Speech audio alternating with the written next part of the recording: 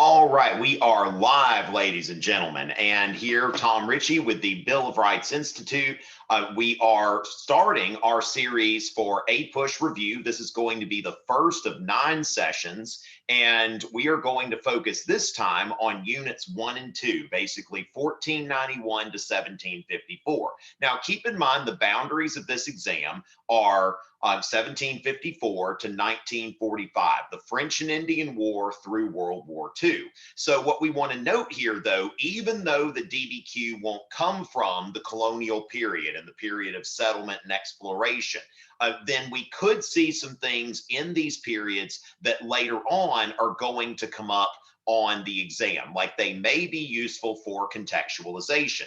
What we want to understand is when it comes to contextualization, that can come from something in the same time period as the prompt. It can come from before, and in a few cases, it can come from a time after. So we want to keep that in mind, that what we're dealing with here is things that even though they're not going to be specific to the prompts, there's not going to be a format that reaches before 1754, but at the same time, we want to make sure that we're ready for that. Thank you so much, Lizzie, for the kind words.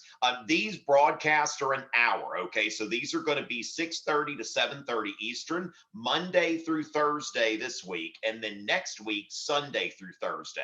So make sure you're subscribed to the Bill of Rights Institute if you haven't already, and we're going to be broadcasting live Sunday through Thursday this week, Monday through Thursday next week at 6:30 p.m. Eastern, and of course all broadcasts are going to be archived for later on, okay? And if you'll just give me just 1 second, I forgot that I have not taken dinner out of the oven. I need to let my daughter know to do that. I'm going to mute so that I don't yell at you, okay? And in the meantime, get some questions in for me, questions from 1491 to 1754, and let's go ahead and talk about that with specific emphasis on how we might use these things to contextualize.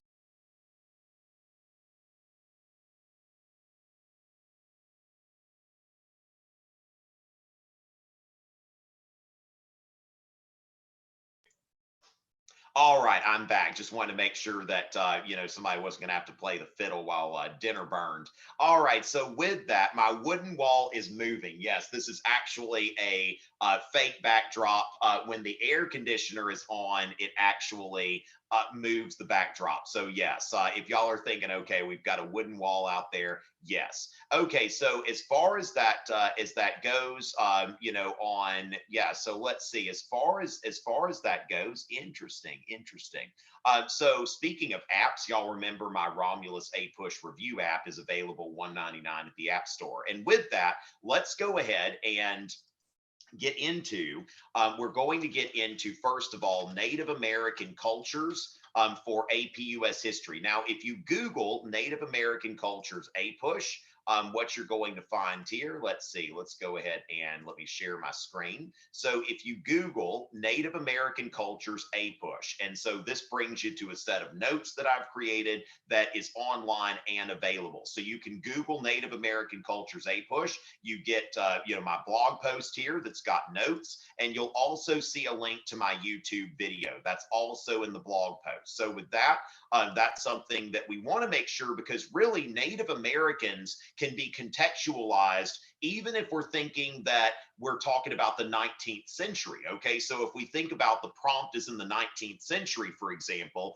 and we're dealing with something like Indian removal or the Dawes Act, maybe we could see a prompt that's going to, I don't think the prompt's going to be exclusive in the 20th century, but perhaps even going to the good neighbor policy. Now, my personal prediction, again, that's just my prediction, I don't think the prompt's going to be 20th century, but who knows, all right? So we want to make sure to get everything, even though I'm expecting this to come from the 19th century. I usually don't like to predict. I'm doing that in this case. So as far as that goes, watch the College Board take it from the 20th century just to spite me or something like that.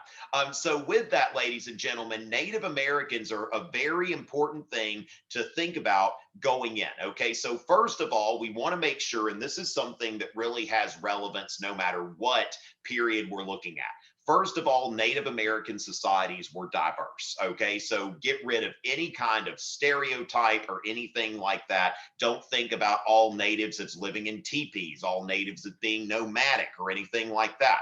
That we see a lot of different lifestyles, lots of different language and culture groups. Okay, and of course, lots of warfare between tribes. And remember that European powers would get involved in, in these wars, and they would take sides. So let's think about the French and Indian War, which is within the scope of our prompt. We want to understand that the French and the British each had their Indian allies. We also want to note that the French were by far the friendliest with natives. And so when we're looking at that situation, we're seeing that the French are the French have many more allies than the British. The Iroquois allied with themselves, the British, largely because they were constantly at war with the Algonquins on the other side of the Great Lakes, who were allied with the French. So we do want to understand what's behind the French and Indian War, that you see the French and their Indian allies versus the British, basically, because their Indian allies didn't do a whole lot. The Iroquois didn't fight against the British in the French and Indian War, but they didn't do a lot of fighting for them. And of course, that gets into the different comparisons between the European colonizers. Why is it that the allies of the French are, willing to fight and spill blood and die with them, whereas the allies of the British are not? And part of that is because, the British colonists were much more numerous, and they tended to want to go west, while the French didn't really threaten natives. So these are a lot of important things. So don't brush off units 1 and 2 just because the DBQ is going to come from there. And we also want to note here that each tribal group interacted differently with its environment. So we know that there are some tribes who were settled.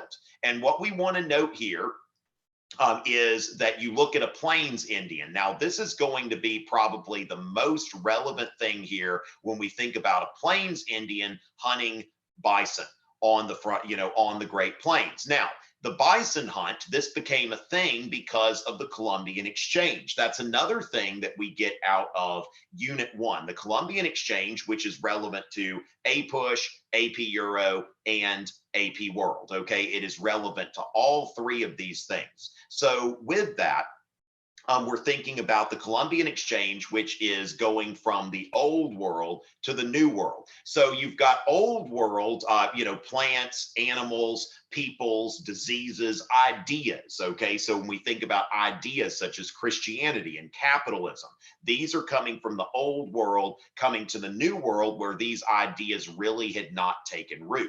So we understand that the Plains Indians had not hunted bison on horseback, since time immemorial, the days of yore or whatever, that this is something that had a starting point. And then we see with the construction of the Transcontinental Railroad, that is threatening some things, a lifestyle that has been in existence for a long time, for hundreds of years, but not since, not since the beginning of time. So things, we constantly see continuity and change over time.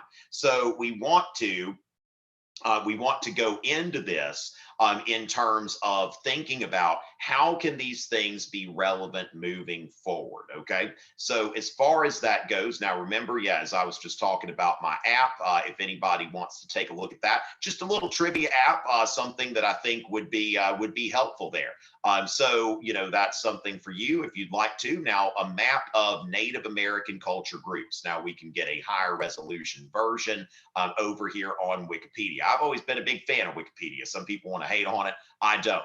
So understand that when we talk about the Great Plains, so when we think about geography, now what does this, when we think about this, we want to look at the Great Plains and we want to think about what does this look like? Like what major land acquisition does this look like? So there's a lot here that can play with some things that are going to come later. So when we're thinking about this, if you're thinking about it, you're like, you know what, that kind of looks like the Louisiana Purchase. All right, you're looking at all of these tributaries into the Mississippi River. So this is the area of the Great Plains. It looks a lot like the Louisiana Purchase. So, and that's, of course, when you look after the Civil War with the Indian Wars on the Great Plains and the Southwest, this is the area that that we see in the course of manifest destiny.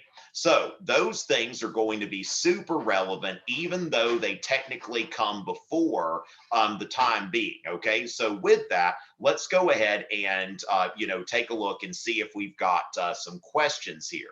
Okay. So could we use units 1 and 2 to contextualize imperialism? Now, Addie, one thing I want to note here is that this is the thing. Let me answer a few questions about contextualization. So, could we use units 1 and 2 to contextualize, okay, imperialism? And so when we think about that, I would think that we might want to use, if we can use something closer to that, I would think in terms of using something closer. So one thing to answer your question, Lizzie, there is no definite, so there's no definite boundary when we think about contextualization. We usually, you're going to, 80% of the time at least, if not 9 times out of 10, you're going to take contextualization from the very beginning of the prompt period or shortly before. Now, there are some times where you can go shortly after. There are some times, like with imperialism, a few things we might use to contextualize might be manifest destiny, might be you could think about, Washington's farewell address. Even though Washington's farewell address is a century before the age of imperialism, you can definitely, especially if you're getting into the anti-imperialist league and looking over the United States having something of an identity crisis when we become an imperial power, then that's something that we want to think about there. Okay, and so with that, if we have new comments coming in, I'm not seeing them.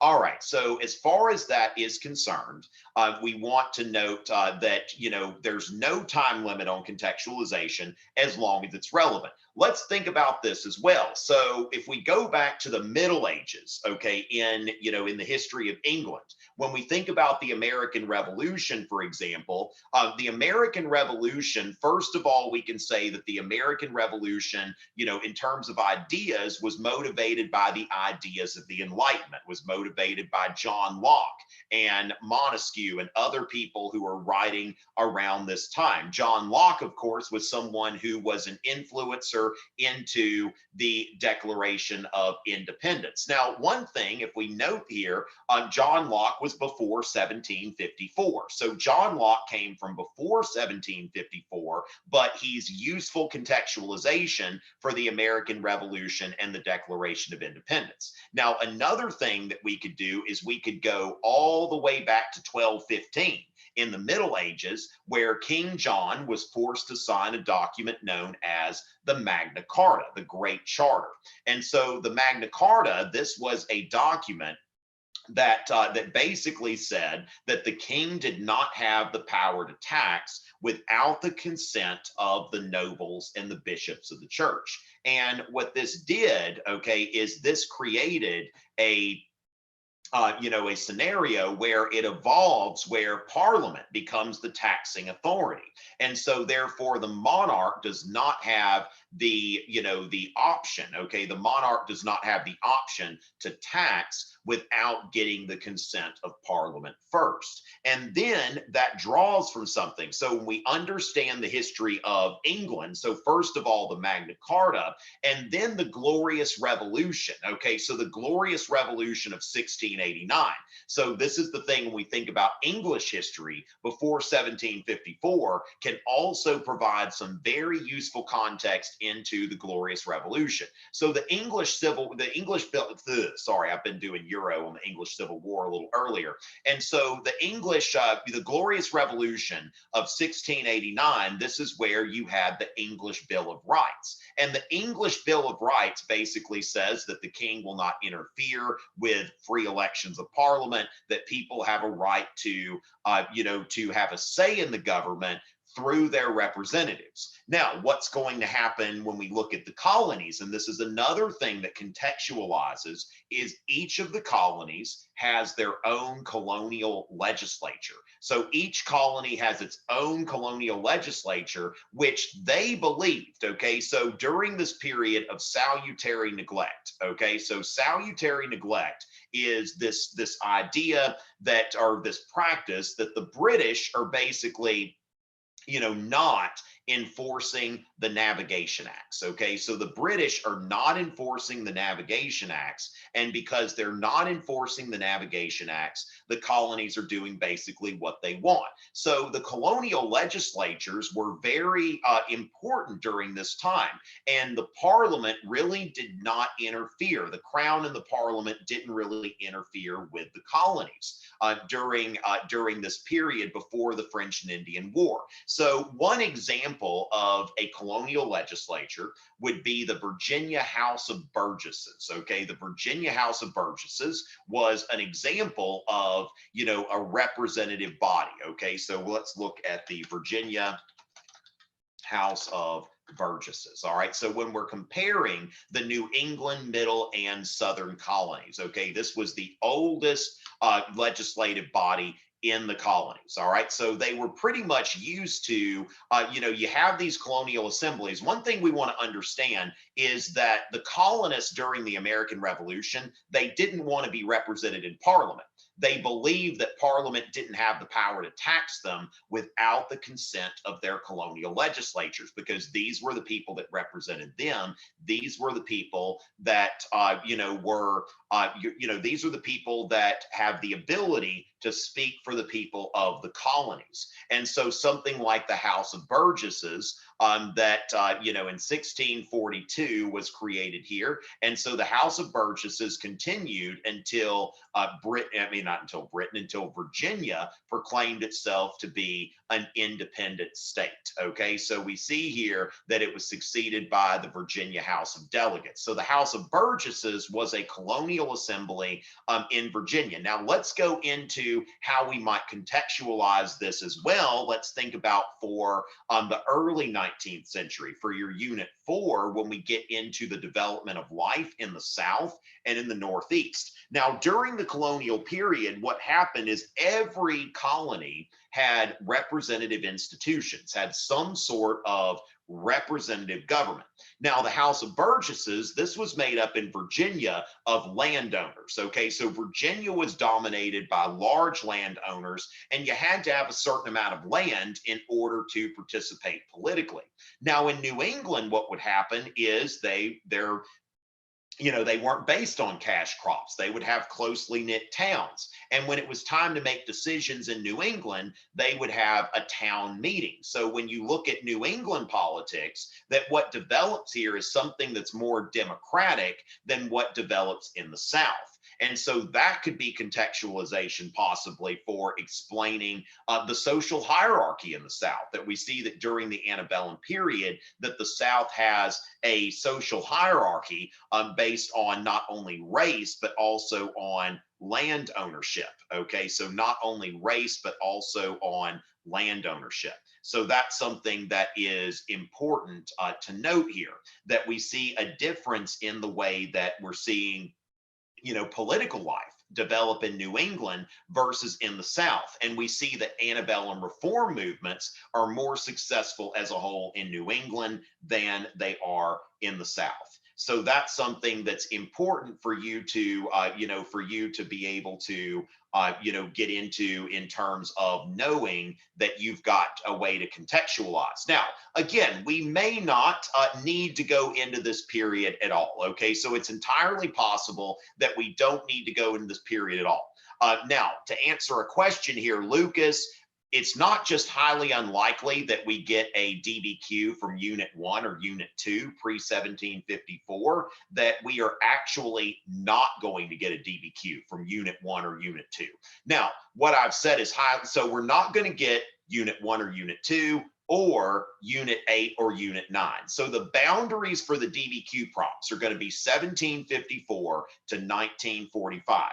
Now, what I've said might be highly unlikely is a 20th century prompt. Now, the reason I'm saying that is because the last two DBQs have been from the early 20th century, imperialism and the progressive era. I have found through asking around that a substantial number of AP US history students never got past World War I. Okay, so World War I, why don't y'all let me know in the chat, where did your class get? Just so we have like a non-scientific poll here. So when we're thinking about that how far did your class get? Because I find that a lot of classes did not get past 1920. Some classes didn't get even to 1920. So I think that if we're seeing something that includes the 20th century, it's going to be something that starts in the 19th century, maybe goes into the 20th century. But I think that they're going to pick something, earlier than that. So some classes, yeah, so Shivam's class, y'all got through the Cold War. So that happens. Now, I want to shout out to Miss Fiore from Tottenville High School. Thank y'all so much for your support for these webinars. And I'm looking forward to, leading you in review for 8 more sessions. Remember, I'm going to be back here. Make sure that you have subscribed to the Bill of Rights Institute if you have not already. All right, so with the Columbian Exchange, I've mentioned the Columbian Exchange. We gave a little introduction here, but let's make sure when we're thinking about the Columbian Exchange that we're thinking about this exchange of people, plants, animals, goods, and ideas. Okay, so any of those, and then diseases would be something else. So we think about diseases. Let's not forget about diseases in the midst of our pandemic. So we can understand, this is the thing, that the Columbian Exchange just became super relevant again because we have this situation now where this virus is going around, and since it's new, nobody has built up immunity to it. And so we're dealing with that. Vicki, it's always great to see you and your class, getting into this. So with that, all right. So in class, so Emily, what you're saying here, Emily and Cameron, what we're seeing here is that y'all got to World War I. Okay, so some people, some people did get past World War I. A lot of people did, but we've got a substantial number of people that got to World War I, the 1920s, and that sort of thing. All right, so okay, and my friend Todd is here. Great to see you, Todd. And the thing is, it's really up to you. Okay, there really shouldn't be a situation where you fail the exam because you didn't know 1491 to 1754. What we're doing here is we're focusing on what might be helpful. So for example, here, somebody mentioned the First Great Awakening. Okay, so somebody mentioned the First Great Awakening. And when we're thinking about the First Great Awakening, well, that is useful because what we're doing here is, we're looking at the Second Great Awakening during the antebellum period. So possibly having some basis for comparison. So when we're thinking about the Second Great Awakening and the First Great Awakening, what we have to think about is, what do they have in common? What do they not have in common? Now, what they have in common is that they were both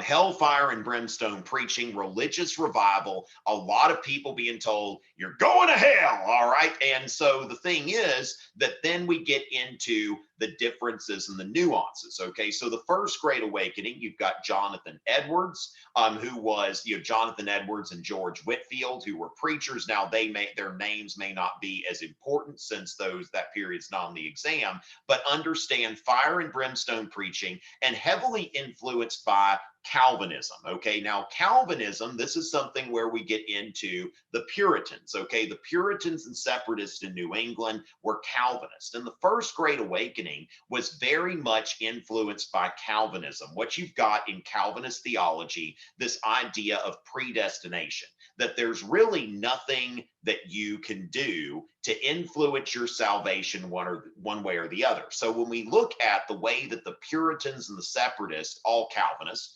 the way that they viewed religion, it was just a matter of whether they wanted to purify the Church of England to make it more like them or separate from the Church of England. So Puritans and Separatists, they were Calvinist, and Calvinism is about predestination, this idea that God's already made up his mind about you before you were born, because otherwise he'd be showing preference to you through your works. And that is against Protestant, Protestant theology. And so when we look at this, when we look at Jonathan Edwards' Sinners in the Hands of an Angry God, that you're all hanging by a thread here, and that God at any moment could let that thread go and you are going to burn in hell. And so Jonathan Edwards wanted people to think in terms of we need to be thankful for God's love and thankful that God has not given up on us yet.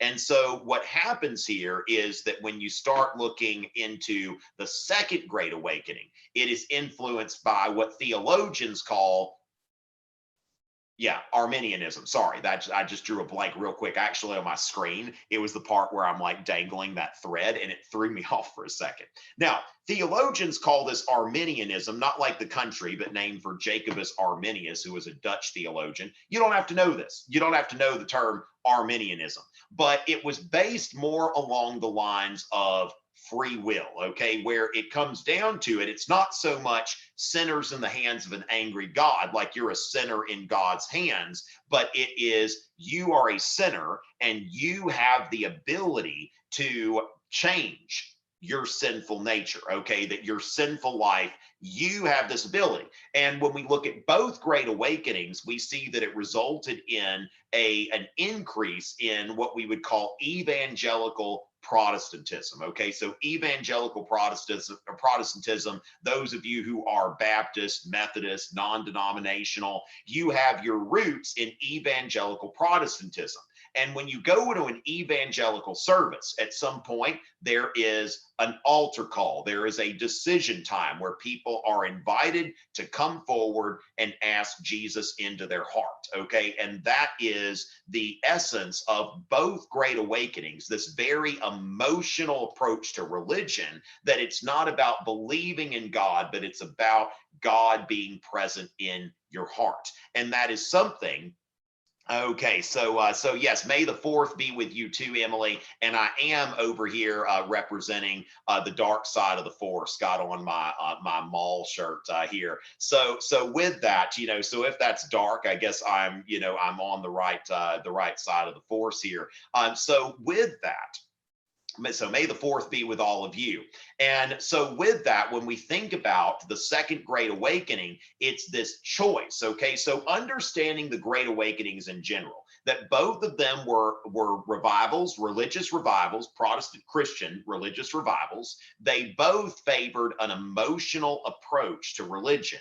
And also when we think in terms of the rise in evangelical Protestant groups, okay? So when we think about the Second Great Awakening with all of those things, emotion, and hellfire and brimstone preaching, and then this whole idea that this is a rise in evangelical Protestantism, we can see some of the reaction against the immigration of Irish Catholics during the antebellum period. So I think that it is important in terms of looking at the First and Second Great Awakenings. Now, also, you may want to mention there may be an opportunity if you are, if the DBQ prompt's coming from very early in U.S. history, there may be an opportunity to go into the First Great Awakening as some kind of causation.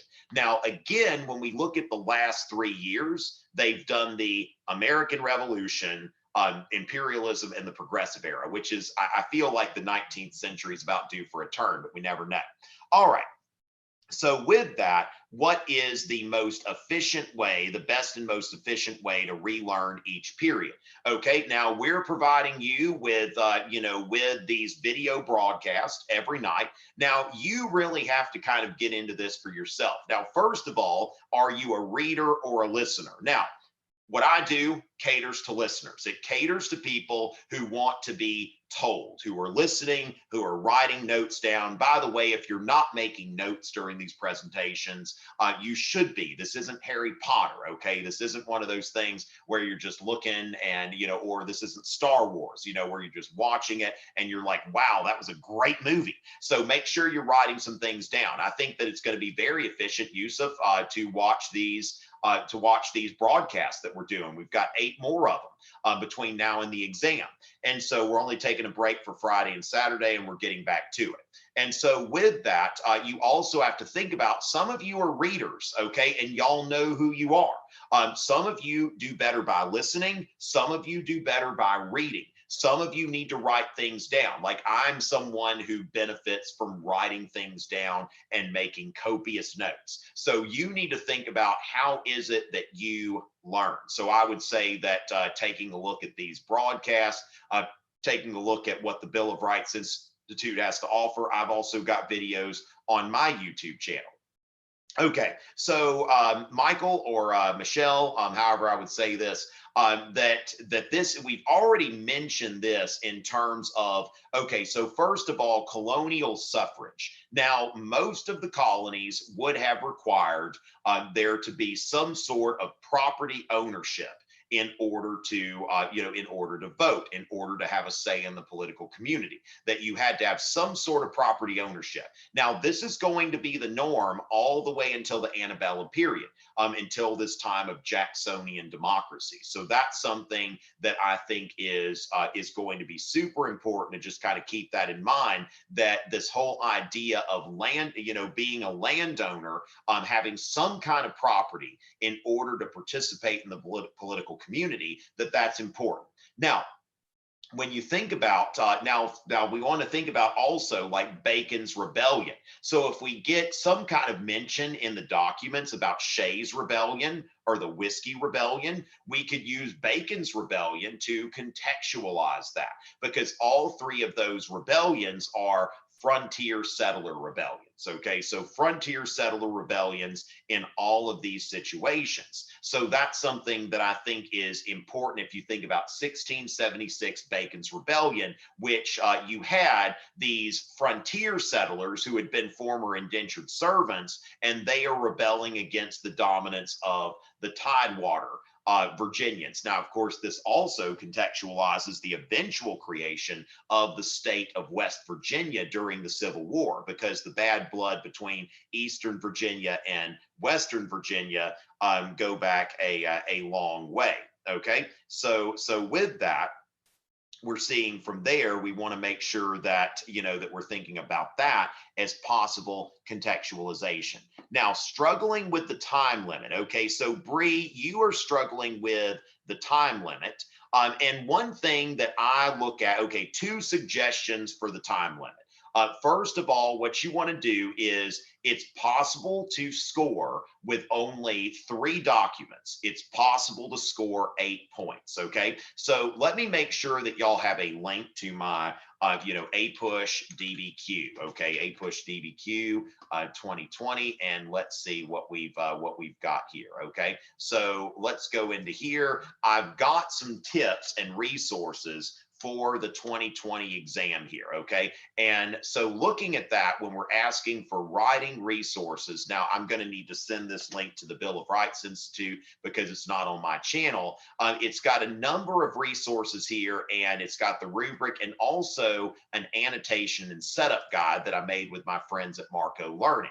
Now, here's what I would, looking at this annotation and setup guide, so this is something that you can have, that you're going to, you can print out and have with you. I've got some strategies here. Now, I think that the worst thing that you could possibly do is try to get all 10 points. Okay, I think that that's really, it's an ego thing, and you should you should not go too far down that hole unless you've had numerous successful attempts. Okay, so as far as that goes, I'm thinking in terms of, if you want, now we don't know what a 3, 4, or 5 is going to be. Let me go ahead and put a disclaimer out here and note that I don't know what's going to be a 3, a 4, or a 5. Nobody knows until after the exams have been scored. Then a committee gets together and they'll say, we had this many 10s, this many 9s, this many 8s, so on and so forth. And they decide where to cut the scores. Okay, so they're going to make 4 cuts within these 10 points. And this is going to be a 1, 2, 3, 4, and 5. Now, I don't think you're going to need 10 points to get a 5. 8 or 9 is going to get you a 5, I think. Now, an 8 is what I would consider a safe 4. Now, could be a 5. I'm thinking that a lot of people who get 9 and 10 points are going to be people who are they've got extra time. Okay, so they've got extra time accommodations. They're using that. You can score 10 points easy if you've got an extra time accommodation. But without the extra time accommodation, I'm finding that that's very difficult. So you notice when I'm prioritizing the points here, the 3 points that I put here at the end are contextualization, supports the argument with 4 documents, and complex understanding. So I would not try to intentionally get those points in the matter of writing my essay until I've earned all of the others. Okay, so we of course need a thesis. Describe 2 documents, use these 2 documents to support an argument. Now, let me be clear. I don't recommend you use 2. I recommend you use 3 because that allows you to mess one up and still get this point. So I would say that you want to pick the 3 documents that are easiest to do. Okay, so you want to think about, I understand this one. I know how to support an argument with it. It's okay to toss out 2 documents. And as soon as that document starts to confuse you and you're like, I don't know what this is saying, I don't know what argument I'd support, then you need to go ahead and you need to throw that document out. And so try to use 3 documents rather than 5. I notice with a lot of my clients that when people are trying to use 5, they are getting sloppy. Okay, they get sloppy with it, and that's not something that's good. Okay, so if they're using 5, they tend to get sloppy. I think 3 documents. Then you're using 2 pieces of outside evidence. Do your POV plus, point of view, context, audience, or purpose. Remember, you don't have to try to do all 4 of those. Some people get confused about that. And then do your contextualization once you have time. Okay, so you start off writing a thesis statement. Don't try to do contextualization in the opening paragraph. You can always go back and do that if you have time left. So what I'm looking at here is we can score 6 or 7 points within the time limit very easily, as long as you use 3 documents to support your argument. Clear thesis that has 2 prongs there, and going from there. So with that, I've got, I tend to encourage people to go for this 8-point strategy, but do contextualization last, because if you do contextualization first, then more than likely you're going to run out of time. Whereas, if you go back and you do your contextualization, it's a standalone point. Let's say you don't finish your contextualization. No big deal. Because 6 points, I don't see a scenario where somebody gets 6 points and they don't pass the exam. Okay, so I don't see where we're going to see that. Now, this guide, first of all, prioritizes the points. Then we've got an annotation guide here. Now, in an ideal world, we would be able to get in there and to just print the documents. Now, technically, the College Board allows you to print the documents, but when we get into this, printing documents could be anywhere, depending on your printing situation, 2 and 5 minutes. You could have a printer malfunction or something like that. Okay, so going with that, I would say that it's more efficient to print out this annotation guide and use it, and deciding whether you're going to use or strike documents. Now, another option is you could repurpose this instead of having it 2 pages. If you're like, you know what, I'm only going to use 3 documents, scratch out the 1, 2, and 3, and just put the document that you're going to use. That way you've got it all on one side of the sheet. But as you're going through the documents, another thing to note here is where it says briefly summarize the document in your own words. Then you want to think about or relevant portion of the document, because it could be that you don't need the whole document. So for example, a 2-paragraph document, time-saving strategy.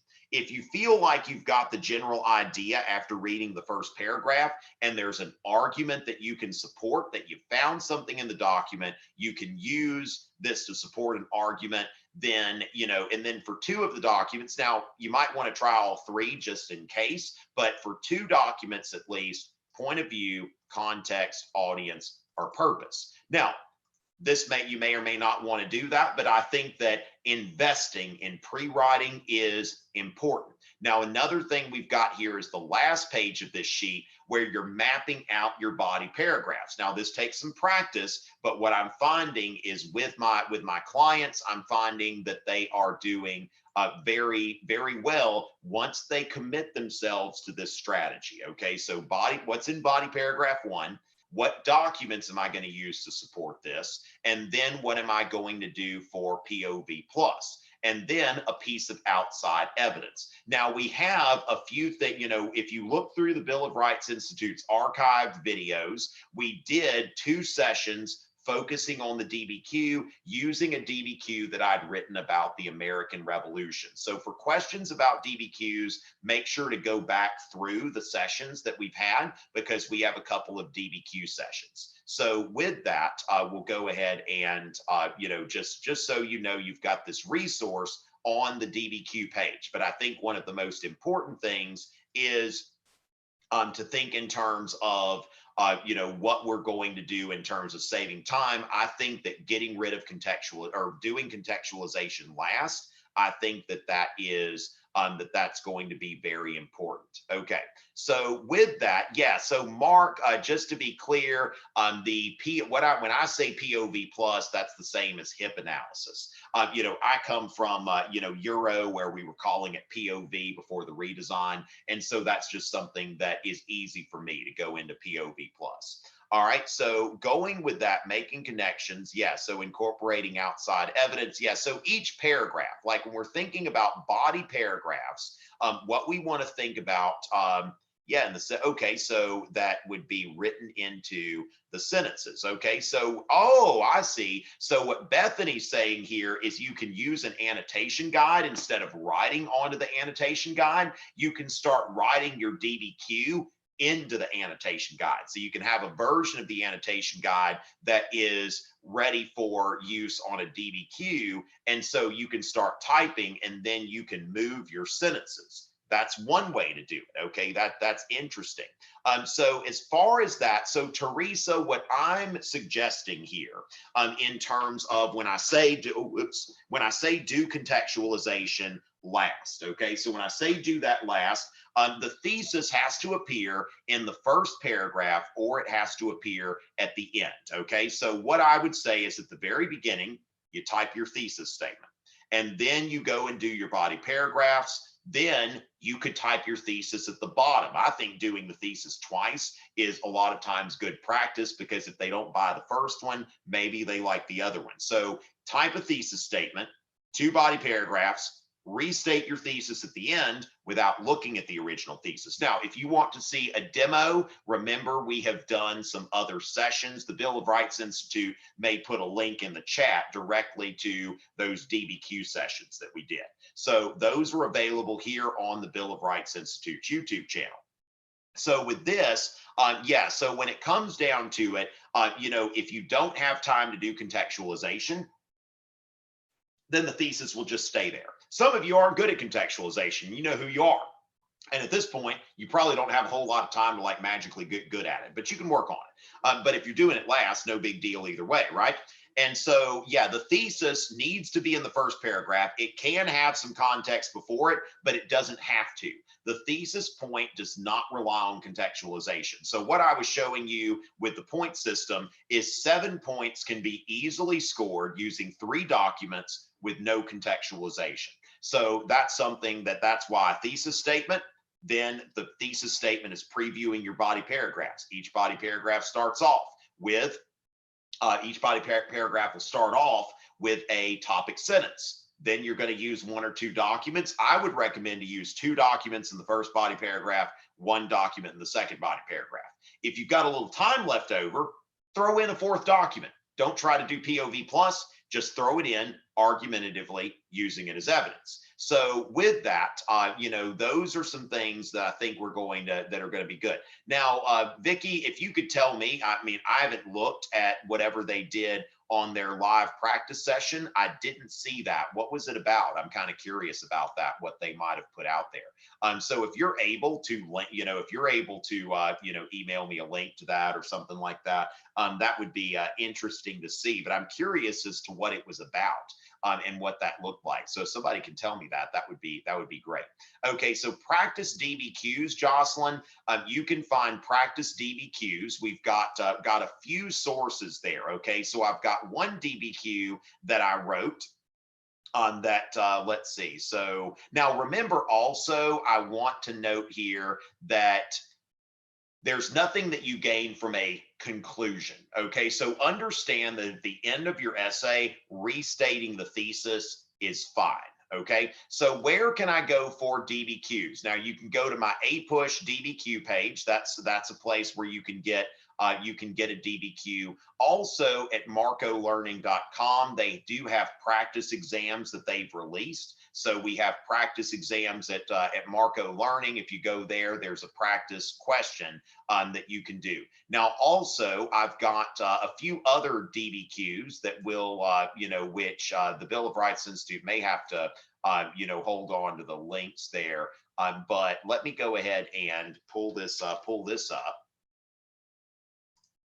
All right, that I'm going to go ahead, and for those of you who are live, we'll just have to remember to hold on. You know, if the Bill of Rights Institute could hold on to the links and put those into the description later, because I know people are going to be asking for that. So let me go in here, and I will give you a few DBQs that I've got ready. Okay, so this one is, now of course there's one that's available on my website about. There's one that's available on my website, and that is about the American Revolution. All right, so I've got one here that is about the effects of democracy. Okay, so we've seen a causation when looking at the relative importance of different causes, but this is effects of democracy DBQ. It's a little bit of a curveball, but I figured you should probably want to be ready for a curveball, right? So that is on the effects of democracy. All right. So there's another one that that we've got here. Now, this has not been posted publicly anywhere. I think I've sent this to teachers, but I made this one in cooperation with my friends at Marco Learning, and this one is a thematic DBQ. Okay, so a thematic DBQ on women, okay, in U.S. history. So that one is another one that could conceivably be helpful to you. And the last one that I've got, besides what I've already shared, that I've got something here, the Constitution and political change. Okay, so that's another one that I will make available to y'all. And yeah, just if our friends at the Bill of Rights Institute, remember to keep these links so that we can put them in the description later. The Constitution and political change. Okay, so these are some resources that I find helpful. Okay, so with that, let's kind of get in. Let's see what else we've got here. So is the, you know, that's Emily. I actually, the one on Marco's website, I'm not sure. Now, we've got benefits either way. If it's a hard one, those help us. Okay, think about those of you who are athletes. The more strenuous your practice, it's good. Now, should we be aiming for a certain amount of words? I don't know about a certain amount of words, but yeah. So Lily, just to be clear, I want to make sure that no, you do not need, no matter what year it is, you do not need a, you know, you do not need with that. A, you know, conclusion, a concluding paragraph. Okay, so that's something that is, you know, that is something that is not required. It's not helpful. There's no like point that you get or anything like that. Okay, so that's something that we want to make sure that we've got.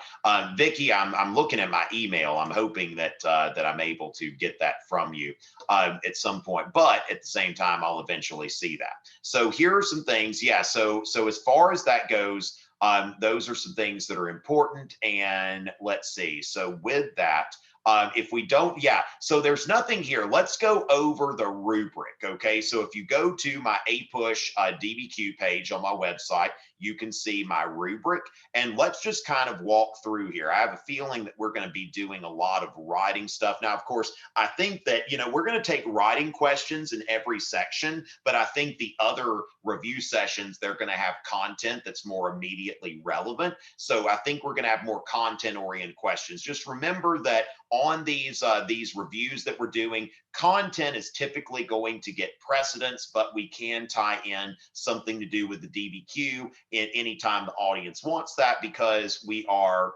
we're preparing for an exam that's only going to be a DBQ. So let's just go ahead and review the rubric. And I hope a lot of y'all are showing up for future sessions, so we don't necessarily have to, go over the rubric every time. Okay, so thank y'all for those of y'all that are here, and I hope to see you at our other sessions that we're going to be doing. Remember, I'm going to be broadcasting live at 6:30 p.m.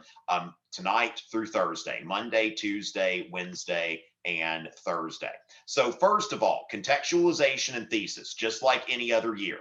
Now, one thing to note is that contextualization is now 1 in 10 points instead of 1 in 7.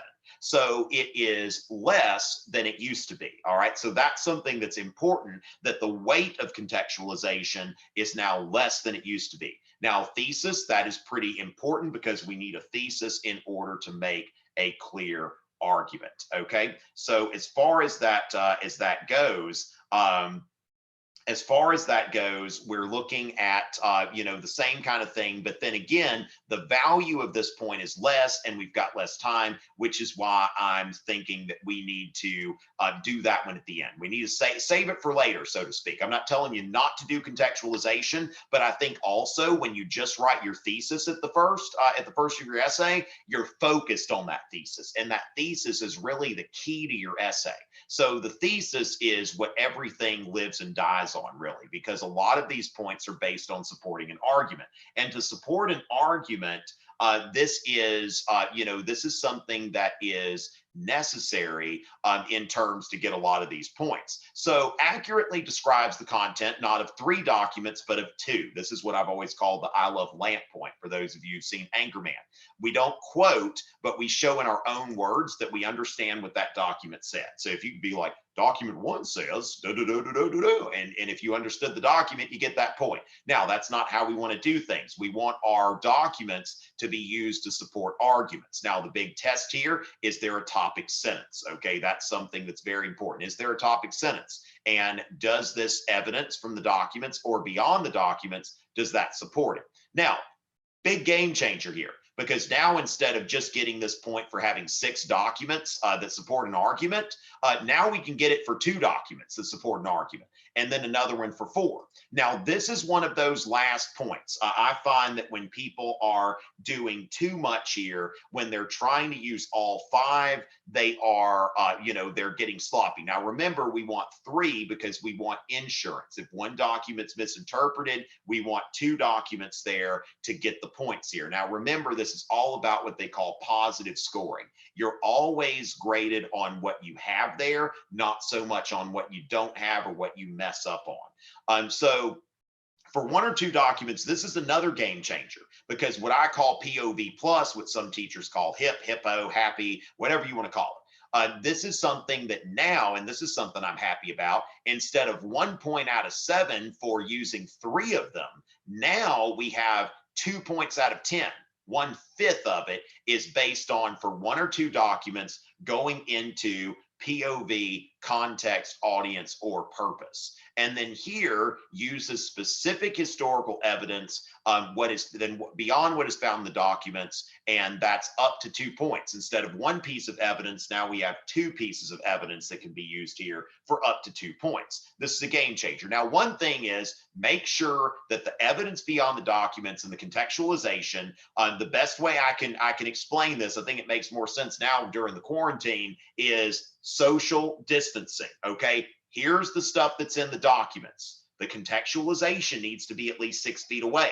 Your outside evidence needs to be at least 6 feet away.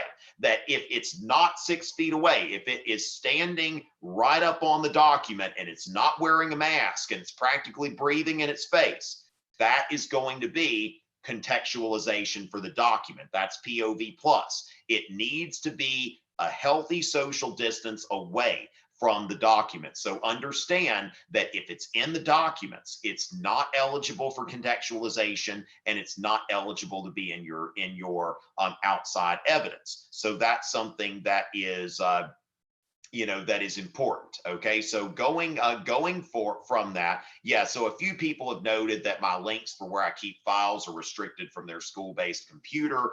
That's something that I'm not going to be able to do anything about. It's just some school-based filters are just very, very particular about what they let y'all access. But I swear it's not something that's going to hurt your computer or anything inappropriate or anything like that. So how should we end the DBQ? You just restate your thesis. Like if you've been writing a full paragraph conclusion, there you can see that there's nothing in there. Now, complex understanding, I'm always saying, especially this year, don't try it, Anakin. I have the high ground. Okay, may the fourth be with you. All right, so as far as that goes, it's something that complex understanding is going to be so difficult to get under these time constraints. I would not recommend trying intentionally to get that point. I would focus on those 8 points that are in that middle column in what I shared with y'all. Okay, so to me, that's very important. Can you use, and now I would consider that, Chris, contextualization. I would consider if the evidence comes from outside of the time period, I would consider that contextualization rather than outside evidence. Typically, I would say that we need to do outside evidence from within the time period.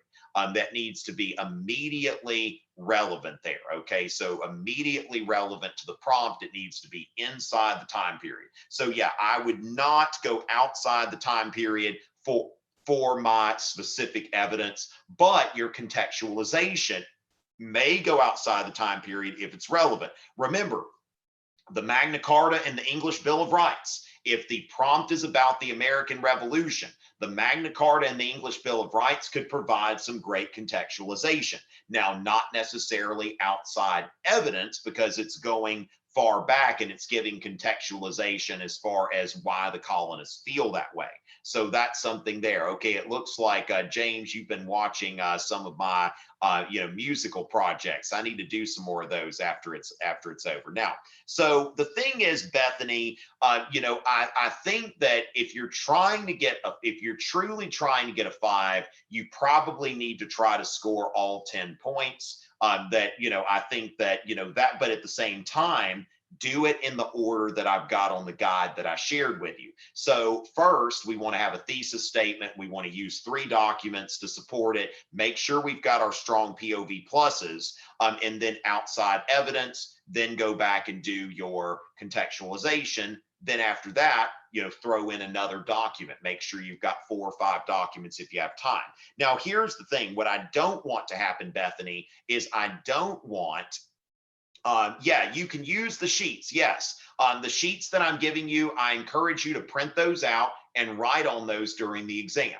That is my advice. But what I don't want to happen to you, Bethany, is that you're trying so hard to get a 5 that you end up being sloppy because you're trying to get every point and you end up getting a 3. Whereas you could have gone for 8 points and you could have gotten a solid 4. So when it comes to colleges and universities, it's like a 4 and a 5 really aren't that different. And a 3 and a 4 are a lot different. Okay. Now, the other thing is, who knows how colleges and universities are going to interpret this year's scores anyway.